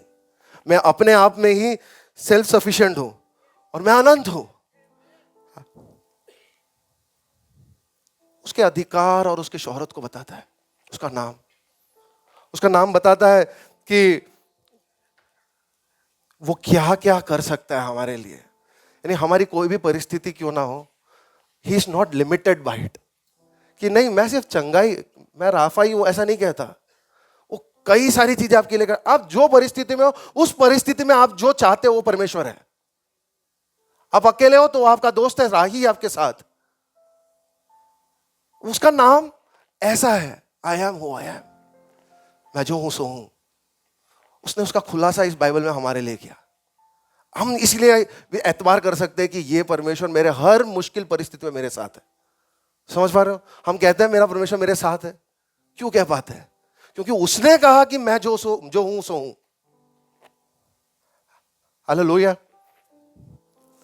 परमेश्वर ने जब ये खुलासा किया ना कि मैं जो सो हूं, मैं जो हूं सो हूं, और कहा कि मैं यहोवा हूं, इस नाम से मैं किसी और को नहीं प्रकट हुआ था। हम उत्पत्ति के पुस्तक में सब देखेंगे ना, तो वहां के जो चिन्ह चमत्कार है ना, पर्सनल लेवल पर थे, व्यक्तिगत लेवल पर निर्गमन में ये बोलने के बाद हम जो देखते हैं ना, ये हमारे आगे ये पोस्टर क्यों खड़ा है? निर्गमन में हम देखते हैं जैसे परमेश्वर ने अपने नाम का खुलासा किया, उसके बाद चिन्ह चमत्कार जो कभी ऐसे हुए नहीं, ऐसे चिन्ह चमत्कार आप उत्पत्ति में नहीं देखोगे जो निर्गमन के पुस्तक में मूसा को दर्शन देने के बाद परमेश्वर ने किया। वो जलती हुई झाड़ी से शुरुआत की, आरोन का जो छड़ी था वो सांप में बनकर परमेश्वर ने उसे चिन्ह दिया। मिस्र में 10 झंडू आए,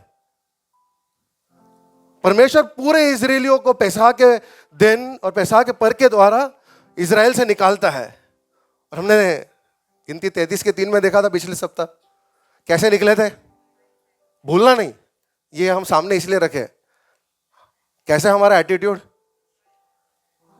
करे हाथ उठा करे, यस, वो कहता है ये चिन्ह चमत्कारों के साथ जो ये जो सामर्थ्य देता है ना, उसके नाम में ये सामर्थ्य जो दिखी, ये चिन्ह चमत्कार उसको अफर्म किए कि ये परमेश्वर सच में है, मैं जो हूं सो हूं है।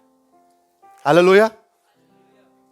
परमेश्वर अपने नाम का खुलासा करता है, उसके नाम में उसके सामर्थ्य को रिलीज करता है, इसलिए हम उसके नाम के साथ उसके सामर्थ्य को देखते हैं। नए नियम में हम देखते हैं यीशु मसीह के नाम में उसी सामर्थ्य को परमेश्वर ने हमारे लिए उत्पन्न किया, अलाउ किया, है कि नहीं? कि हम जब यीशु के नाम में मांगे, ये तुम्हारे लिए हो जाएगी। उसके नाम के बारे में कहां से हमको ये सब जानकारी मिलती है? उसके वचन के बारे में, उसके नाम के बारे में ये पवित्र शास्त्र हमें बताता है। इसीलिए हमें इसे अच्छे से पढ़ना जरूरी है। उसका सामर्थ्य जो है ना, पवित्र जो सामर्थ्य के बारे में हम बात कर रहे हैं, वो सामर्थ्य पवित्र आत्मा लेकर आता है। वो सामर्थ्य पवित्र आत्मा परमेश्वर के वादे को जानने वालों को, परमेश्वर के वादों को उपयोग करने वालों को और परमेश्वर के नाम के मिलने वाली अधिकार को उपयोग करने वालों को, उनके लिए रिलीज करता है पवित्र आत्मा वो सामर्थ्य।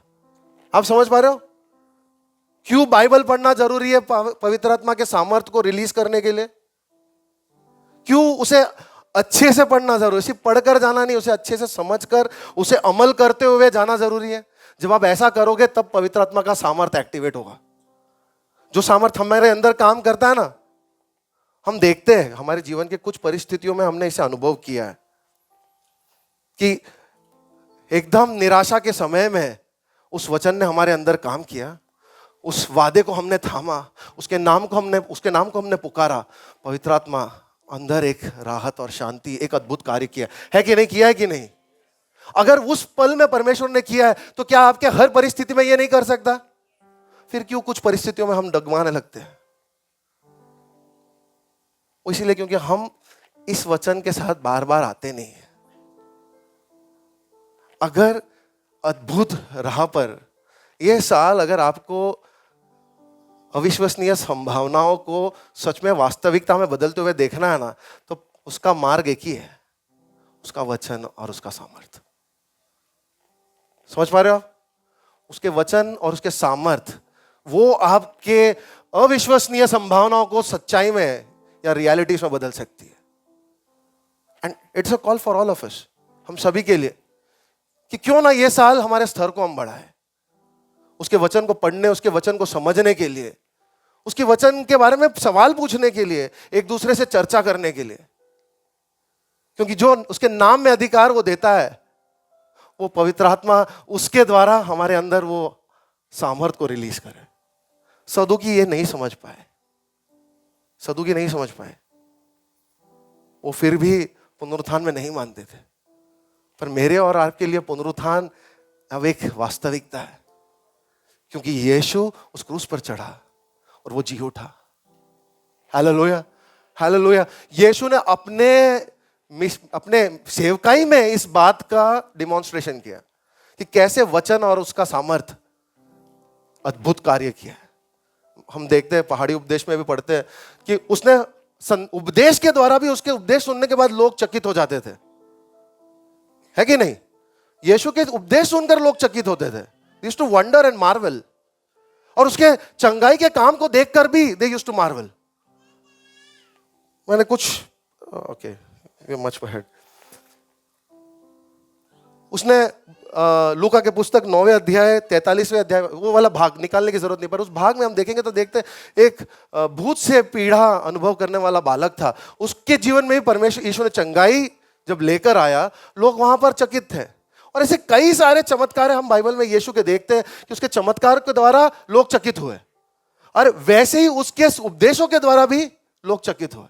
तो जब इस वचन का और उसके नाम का सामर्थ के साथ सेवकाई होती है तो परमेश्वर का अद्भुत कार्य हम देखते हैं। वहां पर पौलुस के सेवकाई में हम देखते हैं, पौलुस की सेवकाई खुद गवाही है। पहला तेसलोनी आई थिंक पहला तेसलोनी 1:5 में और 1 कोरिन्थी 2-4 में पौलुस कहता है कि मैं जब तुम्हारे पास सुसमाचार लेकर आता हूं ना, केवल शब्दों को लेकर नहीं आता, पर पवित्र आत्मा के सामर्थ्य के साथ आता हूं। वो कहते हैं मेरा जो संदेश तुम्हारे तक पहुंचा है वो परमेश्वर का वचन और परमेश्वर के सामर्थ्य के साथ आया है। और हम देख रहे हैं कि पौलुस का कार्य जब वचन और उसके सामर्थ्य, परमेश्वर का वचन और परमेश्वर का सामर्थ्य साथ में आए तो क्या क्या अद्भुत कार्य वहां हुए। ये साल अगर अविश्वसनीय संभावनाओं को हम वास्तविकता में बदलते देखना चाहते हैं तो इस वचन को उसका औधा देना जरूरी है। We need to give the honour its due to it. ये वचन जो आदर, ये योग्यता रखता है, वो गंभीरता, वो आदर हमें इसे देना जरूरी है। परमेश्वर के सामर्थ्य को वो आदर और उसकी गंभीरता देना जरूरी है। सिर्फ हम बोलकर जाए या कि वो सामर्थ्य जो मेरे अंदर कार्य करता है, बोलकर जाने से नहीं होता। मैंने बताया आपको, सही मायने में सामर्थ्य तब रिलीज होता है जब पवित्र आत्मा उस वचन को जो उस अथॉरिटी के साथ हमारे अंदर रिलीज करे। सच में सामर्थ तब आता है जब आप इस वचन को पढ़ना शुरू करते हैं। Last slide. यीशु का पहला सवाल उनको यही था, क्या तुमने नहीं पढ़ा सदूकियों को? क्या तुमने नहीं पढ़ा? सामर्थ की शुरुआत होती है वचन पढ़ने से। और इसलिए जैसे मैं कह रहा था पहले, कुछ निर्णय ले ये साल। अगर आप कितने लोग बाइबल रीडिंग प्लान स्टार्ट किए? क्योंकि ये जनवरी का महीना, मैं जानता हूँ कई सारे लोगों ने स्टार्ट किया होगा। पहले महीने में हम रीडिंग प्लान अच्छे से फॉलो करते हैं, तीसरे चौथे महीने तक खत्म हो जाता है। कोशिश करें ये साल आपने जो रीडिंग प्लान चालू किया ना वो अंत तक ले जाए। अगर आप बाइबल कभी कभी पढ़ते हो ना तो मैं आपको प्रोत्साहित करना चाहता हूँ, कोई एक रीडिंग प्लान ले। नहीं समझ में आता तो भी चलेगा, आप एक वो रीडिंग प्लान स्टार्ट तो करें। एक साल में मैं बाइबल खत्म करने का कोशिश करूंगा। मदद करेगा ये रिसोर्स आपको बाइबल पढ़ने के लिए। कई सारे प्लान्स है। अगर आप ऑलरेडी बाइबल रीडिंग करते हो, मैं चाहता हूं आप इस साल निर्णय ले कि मैं इसको अध्ययन करूंगा, मैं इसे समझने की कोशिश करूंगा, मैं इसे समझने की कोशिश करूंगा कि प्रभु क्या क्या इस पहलू के बारे में मुझे बताना चाहता है। अपने स्तर को बढ़ाए ये साल। परमेश्वर के विषय में जानने के लिए और इच्छा अपनी व्यक्त करें। दूसरों को सिखाने के लिए आप निर्णय लें। अगर आपको थोड़ा पता है, कोशिश करें 2 लोग 3 लोग। अगर आप अकेले पढ़ते हो तो कोशिश करें झुंड में मिलकर पढ़ने की कोशिश करें। क्योंकि यीशु का पहला सवाल, क्या तुमने पढ़ा?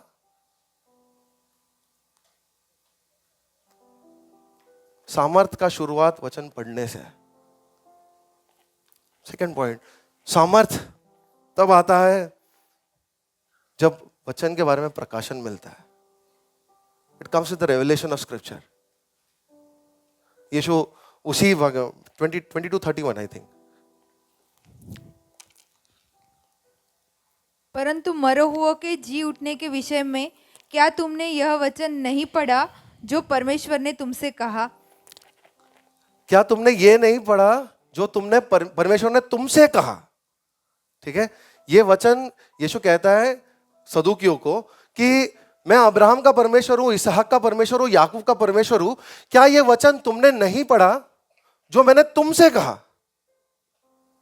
ठीक है, सदूकी कैसा करते थे पता है? सदूकी पढ़ते थे और वो सीखते थे कि अब्राहम का प्रभु, याकूब का प्रभु, इसहाक का प्रभु, ये परमेश्वर ने उनको कहा है। They never took it as a personal revelation for them. और यीशु कहता है, क्या तुमने नहीं पढ़ा जो परमेश्वर ने तुमसे कहा?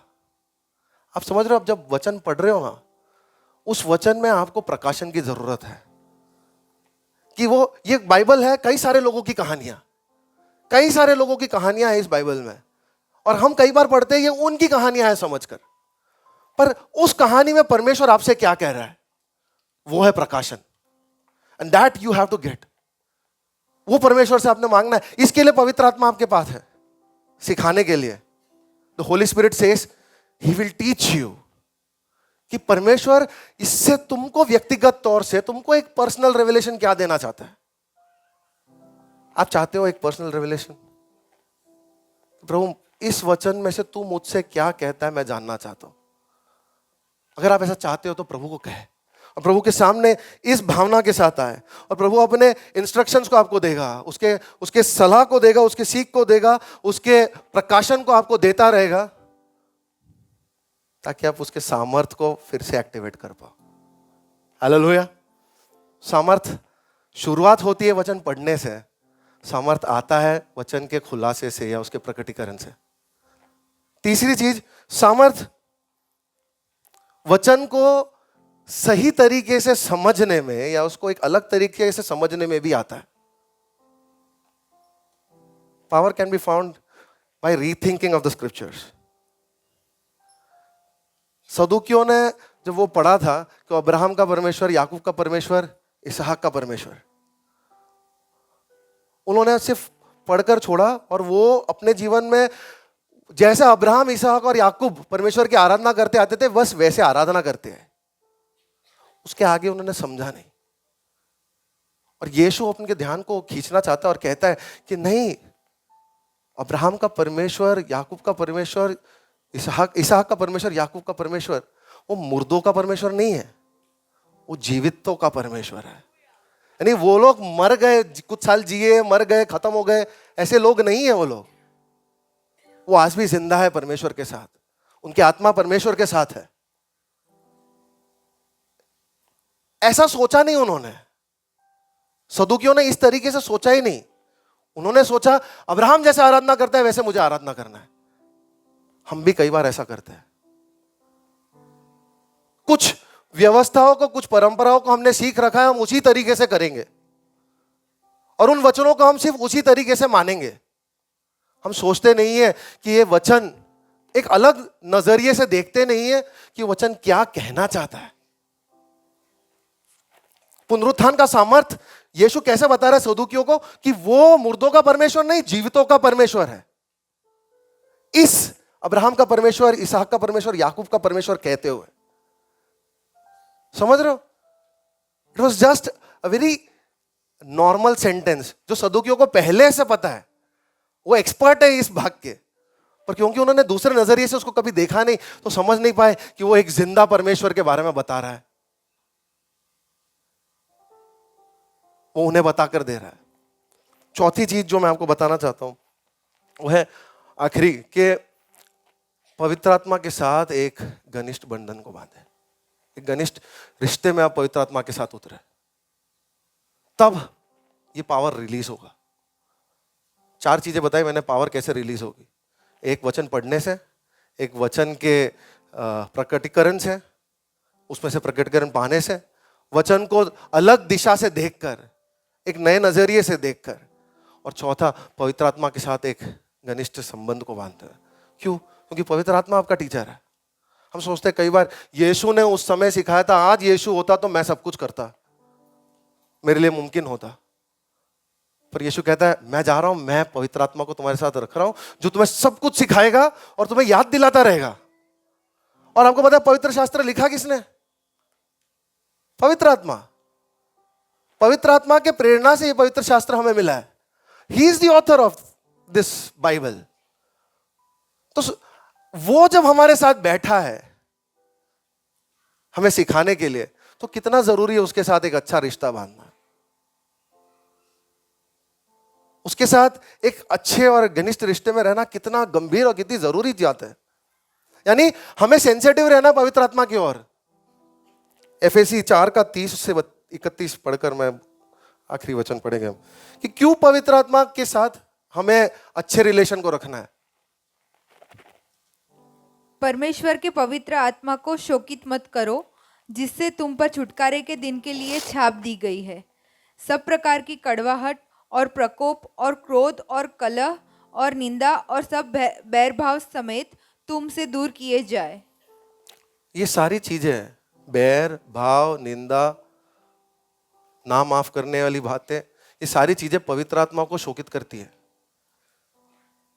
कई बार हम वचन इसलिए नहीं समझ पाते क्योंकि हम इन सब को लेकर बैठे हैं और पवित्र आत्मा के साथ संपर्क में नहीं है।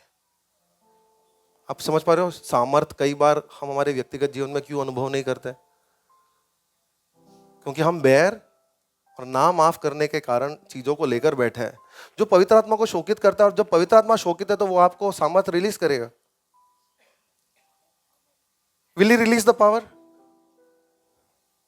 That is why the church is struggling today. God is very clear when He says, if you want that power, Holy Spirit is going to send the power. He is going to release that power. पवित्र आत्मा वो सामर्थ को आपके लिए release करेगा।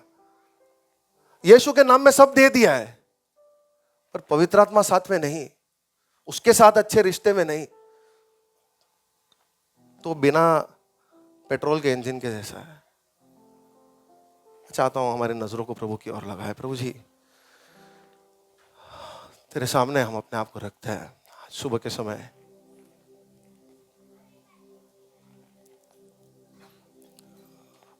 Worship team, can you come on the stage please.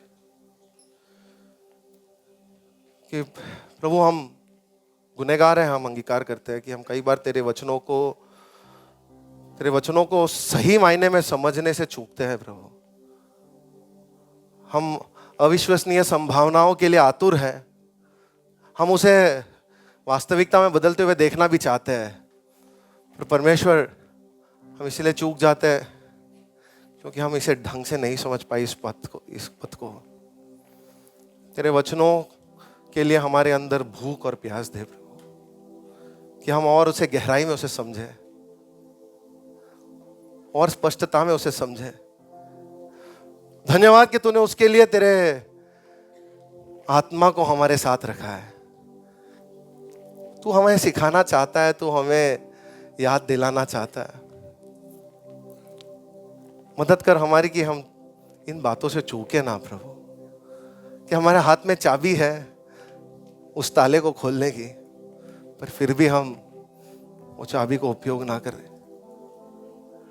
आज सुबह हम तुझसे माफी मांगते हैं उन हर पलों के लिए परमेश्वर जब हम चूके हैं, और अब तो तेरे सामने अपने आप को समर्पित करते हैं। कहते हैं प्रभु कि हम तुझे खोजेंगे, तेरे वचनों में तुझे खोजेंगे प्रभु। तू हमसे मुलाकाती जो लेना चाहता है प्रभु, उसके लिए हम अपने आप को उपलब्ध करेंगे। यीशुआ यीशुआ मुझे तेरे करीब तू बुला। यीशुआ यीशुआ मुझे तेरे करीब तू बुला। तुझे जानूं मैं, पहचानूं मैं, जो है तेरा उसे अपनाऊं मैं। तुझे जानूं मैं, पहचानूं मैं, जो है तेरा उसे अपनाऊं मैं। कितने कह सकते हैं प्रभु, ये साल मैं तुझे जानना चाहता हूं और करीब से तुझे पहचानना चाहता हूं प्रभु। जो है तेरा उसे अपनाऊं मैं। तुझे जानूं मैं, पहचानूं मैं, जो है तेरा उसे अपनाऊं मैं। तेरे पीछे लगा रहूं सदा मैं, तेरे पीछे लगा रहूं खुदा मैं, तेरे पीछे लगा रहूं सदा मैं, तेरे पीछे लगा रहूं खुदा मैं।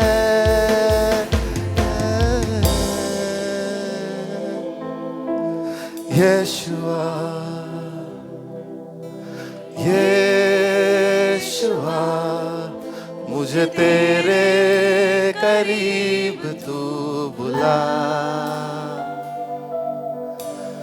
यीशुआ यीशुआ मुझे तेरे करीब तू बुला। तो हमारे कमज़ोर इच्छा शक्तियों को, हमारे निर्बलताओं को, हमारी कमियों को हम तेरे सामने लाते हैं, तेरे हाथों में देते हैं।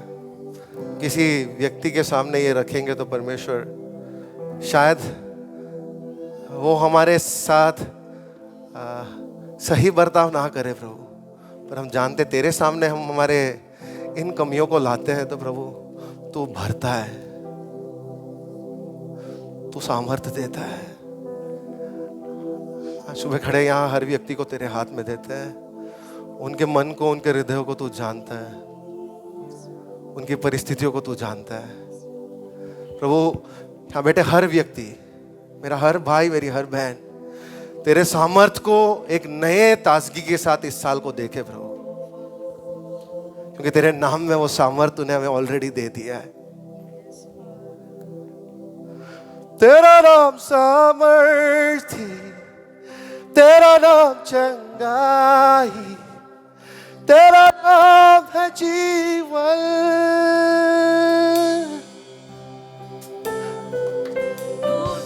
हर बंधन कर दे सब रोशन आके समान।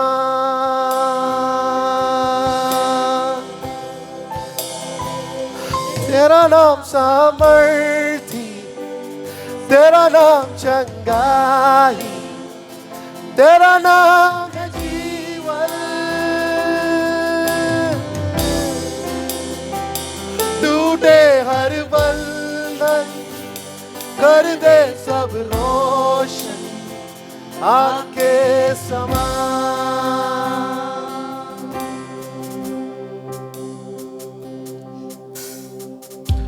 वचन के आगे अपने आप को नम्र करें। प्रभु जी, तूने हमसे बात किया, गहरी बातें हमारे सामने रखी खुदावंत, उसको समझने परखने के लिए तू हमें सामर्थ्य देना। जैसा पौलुस ने प्रार्थना किया हम करते खुदावंत कि हमारे दिल की आंखें ज्योतिर्मय हो, कि हम जान पाए कि कैसी आशा तेरे बुलाहट में है, कैसा मिरास तेरी विरासत में है, और कैसा सामर्थ तेरे पवित्र आत्मा में है। हमारे दिल की आंखों को खोल के हम ये देख पाए। आमीन। जब हम ये सोच रहे, दो बात मैं आपके सामने रखना चाहता हूं। शिजू ने जो कहा उसके साथ जुड़ी हुई कुछ बातें। अगर आप विश्वास करते हैं, आप बैठ सकते हैं। अगर आप विश्वास करते हैं दिल की गहराई से, भजन संहिता 23 और उसका 1 कितने लोग जानते? साम 23:1, साम 23:1 सबको मालूम है। लेकिन अगर दिल की गहराई से वो विश्वास करते हो तो मेरे पीछे बोलिए, यहोवा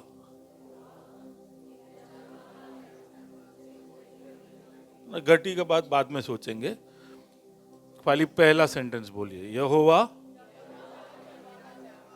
ना, एक साथ बोलिए, ऐसा अभी इधर उधर नहीं, एक साथ 1 2 3। ओके ओके, तो आप, मैं ऐसा विश्वास करता हूँ जिन्होंने भी मुंह खोल कर बोला वो ये विश्वास करते हैं, यहोवा मेरा, अगर यहोवा चरवाहा है तो अभी यहोवा खुश हो रहा है, बोले अच्छा इतने सारे भेड़ मेरे। अब समस्या ये है कि चरवाहे को भेड़ को खाली लेबल ही देना है कि और कुछ भी करना है। चरवाहा क्या करना चाहिए भेड़ को? चरवाहा भेड़ को क्या करना चाहिए? आप भेड़ है, वो चरवाहा है, आप क्या एक्सपेक्टेशन रखते हो? ध्यान रखे, हाँ, रास्ता बताए, भटक गए तो लेके आए, और हाँ, और उसकी आवाज को सुने। क्यों भाई, भेड़ को क्यों चरवाहे का आवाज सुनना है? भेड़ को क्यों चरवाहे का आवाज सुनना है? आप ध्यान से देखो भेड़ और चरवाहे को, तो चरवाहा अगर भेड़ के लिए कुछ भी करना चाहता है तो एक ही तरीके से वो कर सकता है, वो अपनी आवाज उसको सुना के। और कोई तरीका है कम्युनिकेट करने का? चरवाहा और भेड़ में टेलीपैथी होता है? क्या होता है? कैसे आवाज निकालता है वो? कैसे आवाज निकालता है? चलिए, उसके अलावा कभी कभी बातें भी करता है। तो एक बात है, सुनिए, अगर आप कहते हो वो आपका चरवाहा है और आप कहते हो कि आपके साथ उसका कोई भी रिश्ता हो, तो उसके लिए सबसे जरूरी है कि उसकी आवाज आपको सुनाई दे। हाँ कि ना?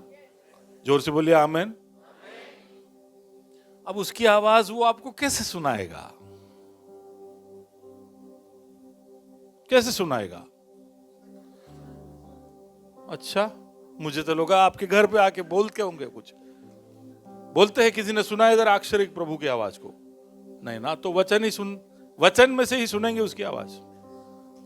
वही बोल रहे थे वो चिल्ला चिल्ला कर। उन्होंने उनके अंदर जो वचन पढ़ने के द्वारा और क्या क्या उपलब्ध है सब बताया, लेकिन सबसे पहले हमारे लिए जरूरी है कि हम आवाज सुनने के लिए, अगर चरवाहा है तो उसको उस जगह पे रखे वहां से वो बोल सके हमसे। और वो कैसे हमसे बात करेगा? हम में से कई लोग अगर बाइबल नहीं पढ़ते हैं, वचन नहीं पढ़ते हैं, तो कुछ ऐसे चरवाहे को हमने रख दिया है जिसको बुलाकर उसके मुंह पे टेप बांध दिया है, तू मेरा चरवाहा है, लेकिन बोलना नहीं, कुछ बोलना नहीं। यहोवा खुश है, यहोवा खुश है कि वो आपका चरवाहा है और आपसे वो कुछ बात करना चाहता है, लेकिन कैसे बात करेगा? आप उसको बोलना ही नहीं देते हो। अगर आप आज बाइबल नहीं पढ़े तो आज आपने उसको बोलने नहीं दिया, तो वो आपका चरवाहा कैसे बनेगा? तो जॉन चैप्टर 10, अगर आपके पास बाइबल है तो खोलिए। किसने बोला बाइबल बंद करने को? बाइबल जब आमीन बोले आखिरी तब बंद करने का, तब तक ऐसे खुला ही रखने का। पता नहीं कौन सा पन्ना खोलने को बोलते हैं। तो क्या है? यूहन्ना 10 और उसका 27 जरा पढ़े। चेक। मेरी भेड़ें मेरा शब्द सुनती है। हाँ, यीशु कह रहा है मेरी भेड़े शब्द सुनती है। यहोवा मेरा चरवाहा है, खुश है हम। लेकिन यीशु बोल रहा है अगर तुम मेरे भेड़ हो तो तुम मेरी आवाज और कैसे सुनोगे? उठाइए बाइबल, उठाइए बाइबल। बोले इसके द्वारा मैं सुनूंगा। जोर से बोलिए, मैं रोज सुनूंगा, मैं ऐसे रोज पढ़ूंगा। अच्छा, यीशु आगे क्या कहता है? मेरी भेड़े मेरी आवाज सुनेगी और मैं उन्हें जानता मैं उन्हें जानता हूं। यही तरीका है उसकी, वो आपको जाने। हम तो उसको जानते ही है क्योंकि प्रकृति में वो प्रकाशित है, प्रकृति में दिख जाता है कि ईश्वर है। अफ्रीका के जंगल में जाओ, अमेज़न में जाओ, जापान में जाओ, कहीं भी जाओ, सब लोग जानते हैं कि ईश्वर है। तो ईश्वर को लोग जानते हैं, लेकिन ईश्वर आपको जानता है का मतलब क्या है? जैसे कि मैं रोड पे खड़ा हूं और मैं बोल रहा हूं, पुलिस वाले ने रोका, मैंने कहा कि भाई जाने दो, मैं अदानी को जानता हूं, तो जाने देंगे? पर ऐसा बोलूं कि अदानी मुझे जानता है तो जाने दे शायद। उसका भी वो कंफर्म कराएगा, चलो बात कराओ। अब वो मेरे साथ, हम प्रभु को जानते हैं, उसमें कोई अहमियत नहीं है, हम लाचार है, लेकिन प्रभु हमें जानता है, वो मायने रखता है। और उसका एक ही तरीका है कि वो हमें जाने, कि हम उसकी आवाज सुने। यानी आपने फोन लगाया और बात किया, आपने उनकी आवाज सुनी, वो आपको जानता है, तो बोलेगा हाँ लो बोल भाई। समझ रहे हो? और आगे क्या है? वे मेरे पीछे पीछे चलती है। और मेरे पीछे पीछे पीछे पीछे खाली ऐसे ही नहीं चल रहे। यीशु ने कहा तुम मेरे पीछे पीछे चलोगे तो मैं जो करता हूं उससे भी ज्यादा सामर्थी काम। हेलो, यीशु की इच्छा ऐसी नहीं थी कि तुम सिर्फ पीछे चलते रहो। हमारा आदत है कि सिर्फ ये फॉलो, हमको सिर्फ फॉलो करने में मजा आता है। यीशु कहे नहीं, मैं जो कर रहा हूं उससे अधिक तुम कर पाओगे। तुम मेरी आवाज सुनो, मैं तुम्हें जानता हूं और तुम मेरे पीछे पीछे चलोगे। तो आइए अब खड़े हो जाए, वापस हम गाने वाले हैं। क्योंकि प्रभु सच में इस साल में तेरे आवाज को रोज सुनने के लिए मैं ये बाइबल सुबह खोलूंगा। उठाइए बाइबल, अगर आप ये वादा करना चाहते हैं तो करिए। प्रभु, क्योंकि मैं तेरा भेड़ हूं, बोलिए, क्योंकि मैं तेरा भेड़ हूं और तू मेरा चरवाहा है, तेरे आवाज को सुनने के लिए मैं बाइबल रोज पढ़ूंगा। प्रभु जी, हम चाहते हैं कि हमारे इस अनुशासन की वजह से तू हमें देखकर कह पाए कि मैं इन्हें जानता हूं और ये मेरे पीछे चलते हैं। अविश्वसनीय संभावनाएं इनके द्वारा होगी क्योंकि मैं इन्हें जानता हूं और ये मेरी आवाज को सुनते हैं। तेरे पीछे लगा रहूं सदा मैं, तेरे पीछे लगा रहूं खुदा मैं, तेरे पीछे लगा रहूं सदा मैं, तेरे पीछे लगा रहूं खुदा मैं।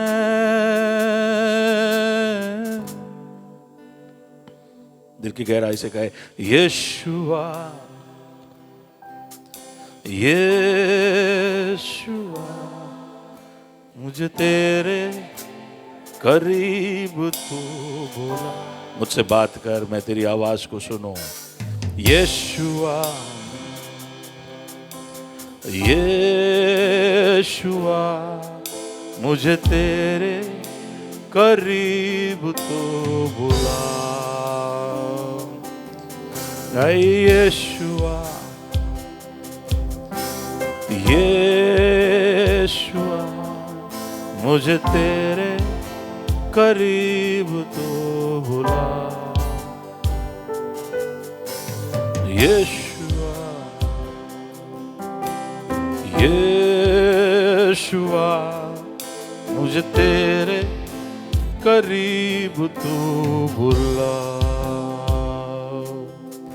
प्रभु जी, हम अपने आप को समर्पित करते, हमने यहाँ पर कुछ निर्णय लिए हैं खुदावंद, पहले भी हमने ऐसे निर्णय लिए हैं, हम में से कुछ उसका पालन करते आ रहे, कुछ चूक गए, लेकिन ये बात सच है कि हम तेरे भेड़, तू हमारा चरवाहा, और हम चाहते हैं कि तू ही हमारा चरवाहा बना रहे। हम तेरी ही आवाज़ को सुने और उसी आवाज का पीछा करते रहे। चारों तरफ बहुत सारी आवाजें हमको पुकार रही है, हमारे ध्यान को खींच रही है, लेकिन सबसे बुलंद तेरा आवाज हो। इसके लिए प्रभु जी हम अपने आप को समर्पित करते हैं। हम चाहते हैं कि तू हमें देखकर कहे कि मैं इन्हें जानता हूं और ये मेरे पीछे चलेंगे। प्रभु जी तेरे दास को तूने उपयोग किया बहुत सारी गहरी बातों को हमारे सामने प्रस्तुत करने के लिए, उसको और गहराई से समझने, उसको हमारे जीवन में प्रायोगिक करने के लिए यहाँ पर बैठे हुए हर एक की मदद करना। यीशु मसीह के नाम से मांगते हैं, आमीन।